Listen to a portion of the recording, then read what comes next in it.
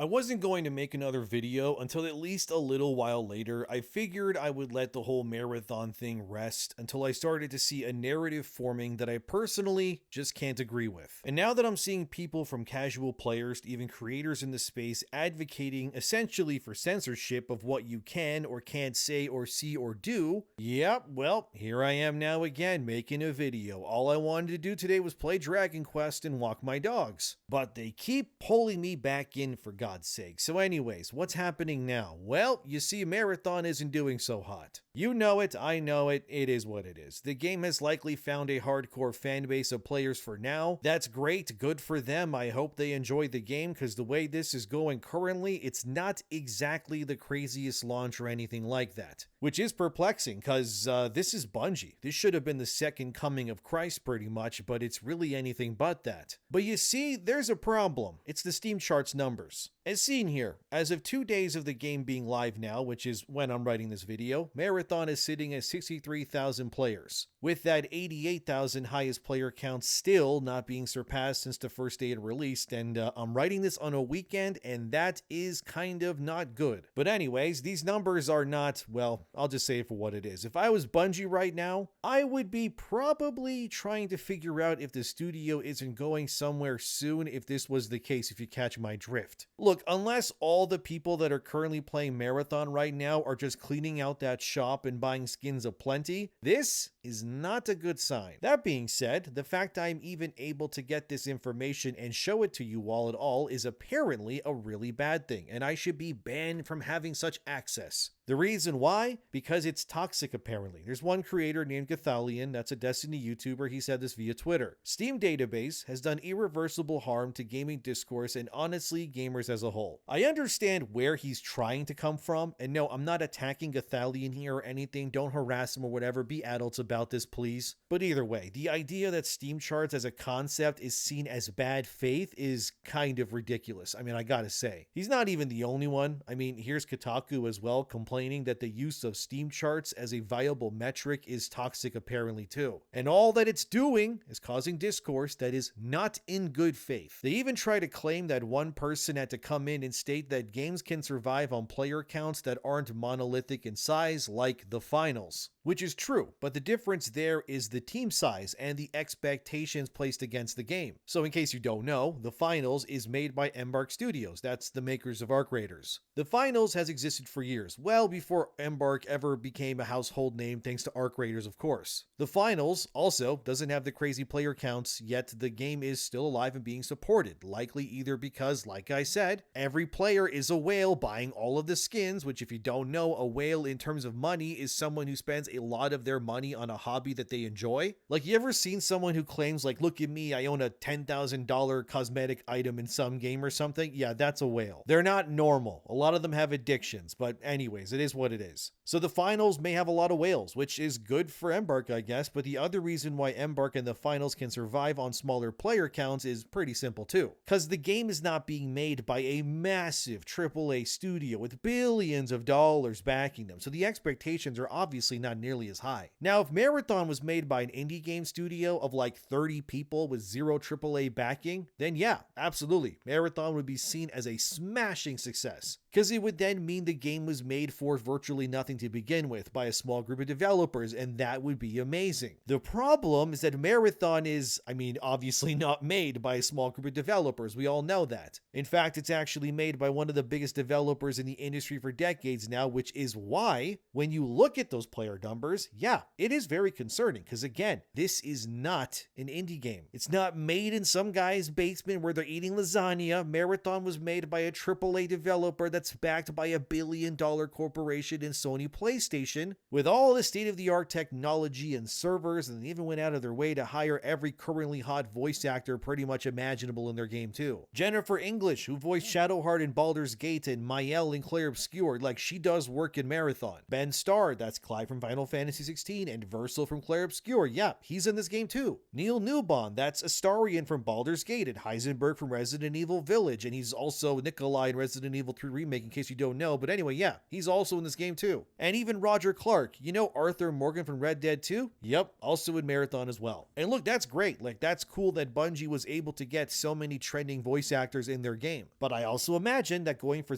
people like that who are likely more expensive because they're so sought after right now is probably going to cost them a pretty money. You know what I mean? It is what it is. The point here is that Marathon was not cheap to make, right? The voice acting alone probably cost them a fortune. Not to mention the developers who, if you've seen any vidoc of Marathon, you can see a lot of the usual suspects that have shown up in previous Bungie, Destiny, or even Halo vidocs as well. So these are seasoned developers, makers who have worked in the high stakes AAA space for a really, really long time. So when you look at that player count, which is publicly available, mind you, it tells you that things are not as rosy as they may seem on the surface. Which is why when I see Kotaku or saying this Scathalian guy claiming that maybe we shouldn't have access to Steam charts, or that it's being used in bad faith, it really isn't. You see, what these types are actually advocating for, whether they want to admit it or not, is that the removal of Steam charts, the removal of that publicly accessible information, is exactly what it would be, which is a form of censorship. It would be a removal of a trusted source of real, true transparency in the video games industry today, which, let's be real, that is becoming more rare as time goes on, as we're all very aware of, and by removing that, it would allow these developers and these studios the ability to, I'm just gonna say it plainly, like mask and hide their failure. Like, that's what it is. I mean, you could dance around it, do some backflips, you could twerk a little, I don't really care. That's what it means by the removal of Steam charts, and you and I both know it. It is not toxic to look at the Steam charts and go, wow, Marathon's not doing that hot. It's actually a very useful tool for many people who may be interested to look at those numbers and go,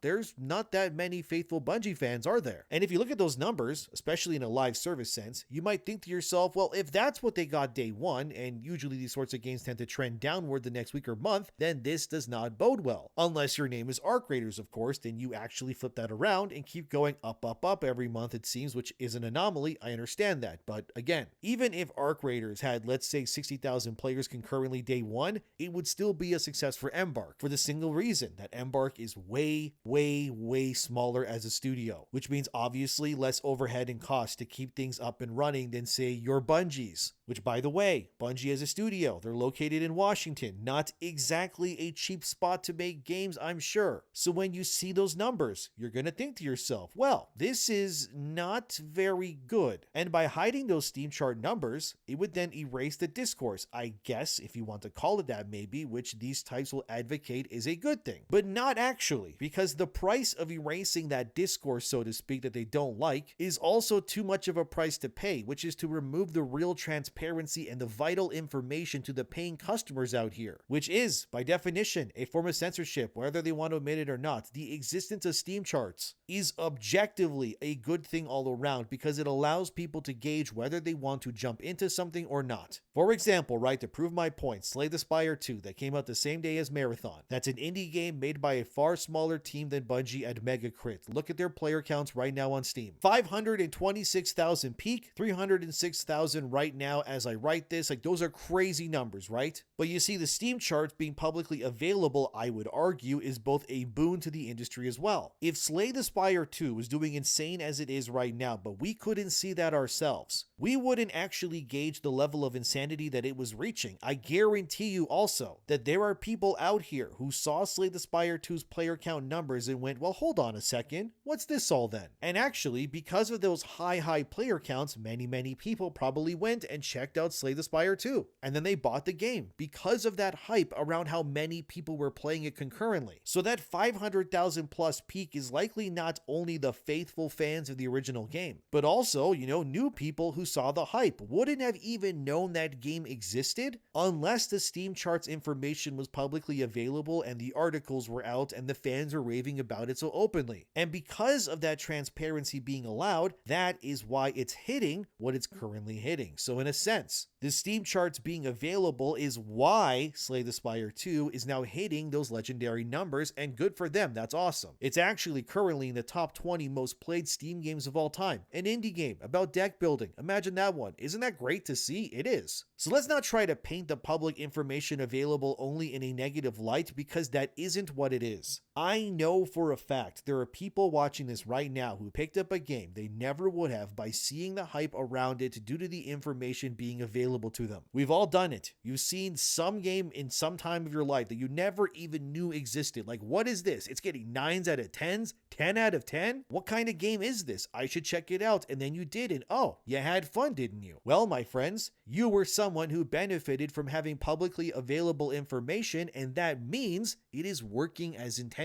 But no, we need to remove that function entirely because Bungo's marathon is having a hard time. You can't be serious. Remember how Rotten Tomatoes completely overhauled its scoring due to Captain Marvel releasing? Like, when things are done in these sorts of instances, they are only done to control narratives and information. That's all that it's all about. The only reason why people are mad about Marathon Discourse is because they can't hide the failure. They can't form a narrative that benefits them specifically. One user would reply to Gathalion, who claimed that Steam charts being available is bad, by saying this: irreversible harm when the market speaks with their wallet, only good when the game I want to have a high player count doesn't fall flat on its face. This is what you meant to say. And then Gathalion kind of just gives a nothing answer because objectively what that user said is true. You only want Steam charts to be censored because it paints a game you like as not being this holy god game like you think it should be. And look, I understand why he's doing this because Gathalion, in case you don't know, he's a Destiny YouTuber. He's someone that Bungie has given access to in the past on their games. So obviously, seeing Bungie's next game not doing as hot, he wants that hidden because he knows them. It would benefit someone like him to have Marathon do better because his content, as in Destiny, revolves around Bungie obviously doing well as a company. It's like anything, right? If your channel is you opening Pokemon cards, or let's say playing Nintendo games only, obviously those sorts of channels kind of need Nintendo, or the Pokemon brand if you will, to do well for their channels to thrive. It is a parasitic relationship in a lot of ways. I'm not saying that it's wrong, I get it, but that is what it is. That's everywhere. That being said, the removal of public information is just not the right way to go. Another user would say this, going to disagree with you there: statistics are always useful when it comes to metrics on a game. And Gathalion simply says okay, because again, there really is no refuting what that user said really. Because objectively, Gathalion would agree with that user on every other circumstance of statistical information being available if it were for any other game that he was not invested in personally himself. But because it's about Marathon, right, the crown jewel of every Destiny YouTuber right now that needs that game to do well, because let's be real, Destiny is not doing good lately, that's putting it lightly, it's suddenly now a problem. That is why what is happening is happening. It's arguing against objective truth in the face of using bad faith arguments, and Gathalion makes my case for me as well. He said this himself. I think there's a lot of good faith arguments for why Steam database and easily accessible metrics should be present, but sadly most use cases are bad faith when it comes to the discussion around games and the quality of titles. I'm not sure the good outweighs the bad.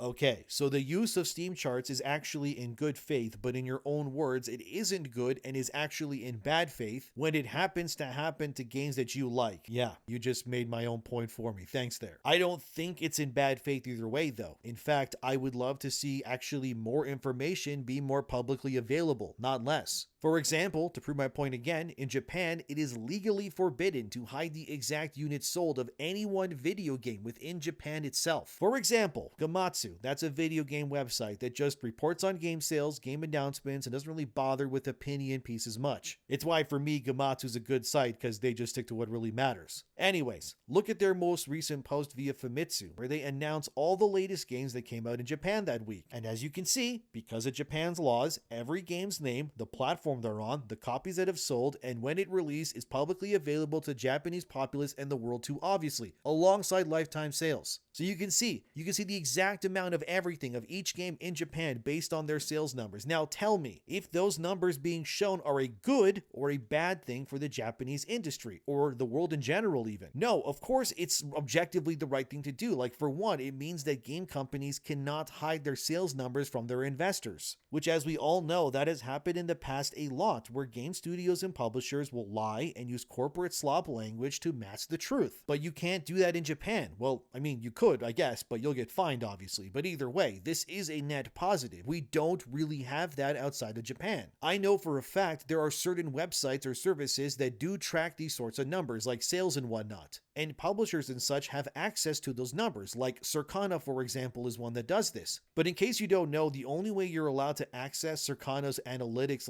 of other games and people that are your competition in the games industry is if you willingly allow Circana to have access to your games company as well. This way it makes it leveled, so I know what you sold, but you also know what I sold, because we're both being adults about it. That is real transparency, although Nintendo did leave Circana, so they don't factor in there anymore, which means that Circana's list of games sales, in my opinion, are incomplete without Nintendo's games, but that's for another video. The point is that the removal of critical information is only seen as a positive if you are someone who benefits from the hiding of such information, which in my opinion is not the right way to do things at all. Gathalion did confirm, as seen here, that he has since deleted the post which I responded to him on Twitter with at the beginning of this video, because he was getting dogpiled for clearly advocating for blatant censorship. But unfortunately for him, this video is forever, so those tweets are now on screen for anyone to see in this video, of course. One user would reply to his backtracking by saying this: "Dude, you got your start thanks to Destiny. Color me shocked. You, of all people, peddle this narrative. People see what you're doing. We're not stupid." Yeah, pretty much. It's pretty obvious what's going on here. Color me shocked that the people whose careers exist because of Bungie are defending the new Bungie game. But either way, no Steam charts should never be removed because it is a very valuable metric to gauge games with. Kotaku even proved that censorship is happening with Marathon, as you can see here. The Marathon subreddit is unsurprisingly deleting and banning anyone who speaks about player counts involving the game on the subreddit, which is textbook damage control if I've ever seen one before, because what do you mean it's not allowed to talk about the health of the video game that just came out in the digital public space, wholly conceived to speak about this one, like one particular game with, you know what I mean? The only reason they do this is because they want every post on that subreddit, or hell, just social media in general, to be nothing but positive things. Look, I get it, right? Positivity is nice, but I don't think what's happening here is really toxic. People are genuinely concerned about Marathon's longevity. You see, it would be less of a problem if this was a single-player game. Sure, yes, the player counts would still matter on a single-player game during its first week or second week, because it's obviously a good way to gauge the player interest, but obviously a month or two later down the line, it would matter less because a single-player game is usually designed to be played, beaten, and then people move on, so that makes sense to me. It's not like if a 10-year-old single-player game now has 1% of its player base from when it originally released that the company will take the game offline. It's single-player. There's no multiplayer anyways. There's no server upkeep to the level of, say, a Fortnite or a Call of Duty to manage. But with a multiplayer game releasing day one, however, like a Marathon, a Highguard, a Concord, etc., those numbers are unfortunately eternally something that matters. Because unlike the single-player game, if the numbers do dip on the multiplayer game, you can run into the situation where the game just becomes unable to be played anymore, right? Sunsetted, end of service, however they want to call it. That means the player counts are tied directly to your ability to now enjoy the thing that you paid money for in the future. By definition, that means that those numbers matter a whole lot more. So when they try to hide it or ban you for talking about it, it's just going to Streisand effect that discourse into the stratosphere, and now everybody will know it. Look, like I said in my previous Marathon video, I'm not rooting for Bungie to die or for Marathon to fail, despite what some may think. I like to think I was at one point an actual real Bungie fan. In those Halo days, in the Destiny days, Destiny 2 is still my most played game of all time in my life. I've done the raids, I did the exotic missions, I played all of the campaigns from day one to final shape. I was there the entire journey, grinding my battle passes, leveling up my guardians. I had a titan, a hunter, and a warlock, and I was teaming up with my friends, doing raids multiple times every week. I'm not just talking out of my ass here, okay? I've played and lived Bungie games for a really, really long time. So when I speak about Marathon and Bungie as well now, it's not from a place of, oh, I hate them. No, it's from a place of actual concern. Look, I can wager a guess that many Bungie developers likely hate me already. I know their community manager does. But either way, these people need to realize they cannot survive by rejecting the vast majority of players out there thinking that their super fans are enough to keep keep them alive. You need hundreds of thousands, if not millions, to keep a game like Marathon going, not 50,000. And what will this mean if, let's say, Marathon does survive for a few years? Let's say 2 years from now, they're down to maybe 10,000 users, right? Does that mean the game's gonna go offline? Will it cease to exist? What happens then? It's the whole stop killing games thing all over again like usual. It's not that I want Marathon to fail, it's more so I'm confused why they even made it in the first place. All this time spent making this new game. When again, your crown jewel in Destiny is heavily breathing and dying over there, and y'all thought, why fix that when we can make this instead? What's crazy is that with all the white knighting that Kotaku has done with Marathon, saying, oh, you can't be negative, stop talking wrong about with the game and all that and enjoy it, they then drop articles like this one. Look, they flat out state that Marathon's battle pass is bad. What are we doing, guys? I thought we were supposed to be good corporate shills, not attacking games apparently. So this new battle pass comes with apparently tons of recolored camo skins, one actually new unique skin, and quantity limited stickers. And unlike every other game that's also live service pretty much, Marathon does not give you any premium currency back on the battle pass to unlock, which is definitely a choice, but it's Bungie, so I'm not really surprised. I mean, as Kotaku also did an article on here, the game has $15 cosmetic bundles in a game that is $40 at launch. That, if you ask me, is ridiculous, but if the game was free to play, okay, different story, but it isn't. Again, I have to ask, what are we doing? So not only is the game $40, the battle pass is $10 and offers nothing interesting, and gives you nothing back for the next battle pass either, even though like Fortnite and stuff give you more than enough to buy the next battle pass as well. As Kotaku then says here, most of the cosmetics included are basic color swaps that don't make me excited to grind away on unlocking them. There's a new skin for Vandal, which is probably the coolest part of the pass since it's a skin directly inspired by how she appears in the awesome short film that Bungie released last year, but there's only one. There's also a new shotgun camo that mimics Vandal's spiky black reward skin, but like they say there at the end, it's meh. Again, $10. As if that wasn't eye roll worthy enough, if you don't know, in Destiny 2, there was a months long, if not years long, debate on how Bungie needed to make shaders